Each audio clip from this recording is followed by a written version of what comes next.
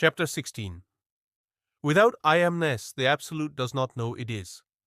After being initiated by my guru, I used to discuss any doubts with my colleagues and Guru Bandhu, Guru brothers. One day, I mentioned a particular doubt to a friend.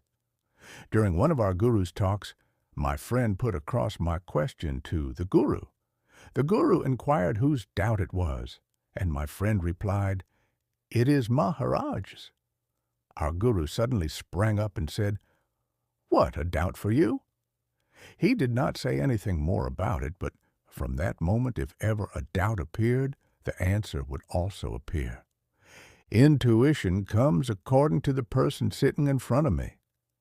Suppose there is someone sitting here.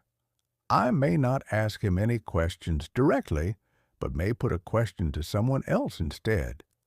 He may be stimulating questions in the other without even knowing it. I can tell people's state from their faces, but I may not express it, because if they are at a lower level, they could be offended. Did you say to be aware for 24 hours? If you are encountering such a situation, it is because you still identify yourself with the body-mind, and from that body-mind, you want to merge with the I-Amness. The dream world is the creation of your consciousness and is created because of your consciousness. It is the child of your consciousness. Where is the question of you trying to merge again with consciousness? I think her question is that she would rather be without thoughts during the day, but in dreams she is not so aware of her body-mind. That is why she gets a little confused. Whatever you do in the waking state, such as trying to get rid of your ego or to be without thoughts, will be repeated in the dream state. Instead, you have to come to that state where everything merges in your own beingness. Then, since everything is already merged with beingness, when that beingness finally disappears, everything will disappear along with it. That is the final state. Presently, I am seeing this world due to the bright sunlight.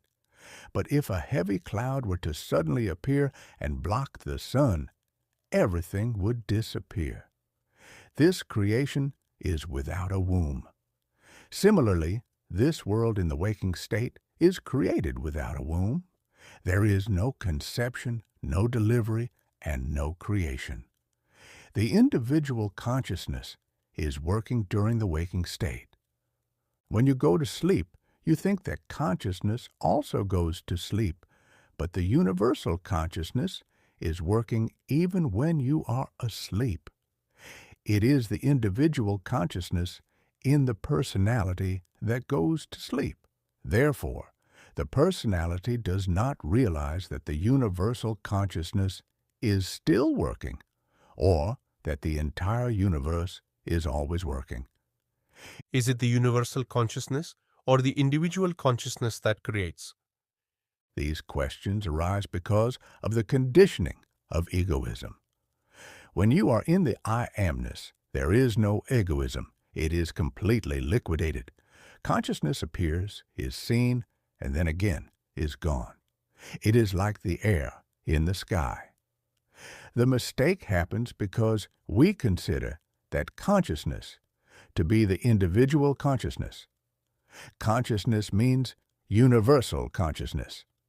In deep sleep, the individual consciousness or personality forgets itself, but the universal action still goes on. Whatever you meditate on or think about before going to sleep, that process continues. That is why importance is given to the recitation of a sacred mantra just at the point of falling asleep, in order for that process to continue. Does the I-Amness without ego create consciousness? I-Amness is without ego. The subsequent products are the mind and the ego. Where does intuition come into this, and how does it arise? The quality of I-Amness or beingness is intuition and inspiration. Just like when you have a seed and plant it, it must sprout. Similarly, the quality of beingness must sprout. People are too lost in body-mind consciousness to even consider beingness. That is why I'm asking about intuition. Whatever identity a person holds on to, the quality of inspiration will be according to that. Does the state of mind before we go to sleep affect our dreams? Yes, recite the sacred mantra, and you will become established in the meaning of the mantra. Don't ask me questions from the standpoint of a human being, personality, or individual. Ask questions with the understanding that you are not an individual. Identify instead with consciousness or IAmNess. We are not used to the sounds of the mantra. We need the words, but the meaning is not as great as when we say it in our mother tongue. You can say both.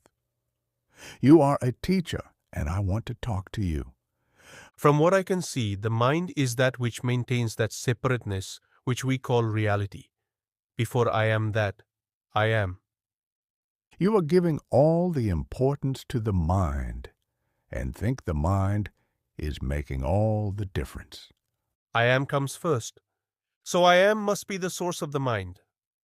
Yes, the mind springs up after I amness.